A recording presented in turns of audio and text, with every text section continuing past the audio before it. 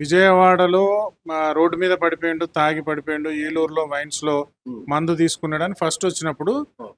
Mask ఉంది, helmet ఉంది. అది ప్రవీణ్ పగడాల కాదు, అది డూబు. హ్మ్. ఎవరినో పెట్టిర్రు అది ఇది అని చెప్పిర్రు. హ్మ్.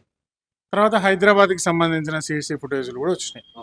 ఇప్పుడు పోలీస్ వాళ్ళు లేటెస్ట్‌గా ఏంటంటే వాళ్ళ ఇంటి దగ్గర 11కి బయలుదేరినప్పటి నుంచి రాత్రి 11:40 వరకు చచ్చిపోయేంత వరకు ఉన్న సీసీ ఫుటేజ్‌ల్లో హ్మ్. ఉన్నది ప్రవీణ్ పగడాలే అని నిర్ధారణ చేసిర్రు. కామన్ సెన్సు, బుద్ధి జ్ఞానం ఉన్న ఎవరికైనా అది నిజమే అని తెలుస్తది. హ్మ్. అయినా డౌట్లున్నాయి అంటే, అయినా అది డూపు మా ప్రవీణ్ పగడాల కాదంటే, చచ్చిపోయినోడు కూడా ప్రవీణ్ పగడాల కాదు. హ్మ్. ప్రవీణ్ పగడాల ఎక్కడున్నాడో మరి వాళ్ళ వైఫ్‌ని అడిగితే తెలుస్తది. హ్మ్. చచ్చిపోయినోడు కూడా వాడు కాదని నిర్ధారించుకోవాలి. ఇంకా దీన్ని లాగి ఇప్పటికే వాళ్ళ డ్యామేజ్ జరిగింది. హ్మ్. క్రిస్టియానిటీకి చాలా చెడ్డ పేరు తీసుకొచ్చారు ఈ పాస్టర్లందరూ కలిసి. హ్మ్. క్రైస్తవ విశ్వాసులందరూ లోపల కుమిలిపోతారు ఈ పాస్టర్ల పరిస్థితి, హ్మ్. వాళ్ళు చేసేటటువంటి పనులు చూసి. ఇంకా చేస్తే అది క్రైస్తవానికి నష్టం చేకూరుస్తది గానీ ప్రజలకు, హిందువులకు ఏ నష్టం లేదు.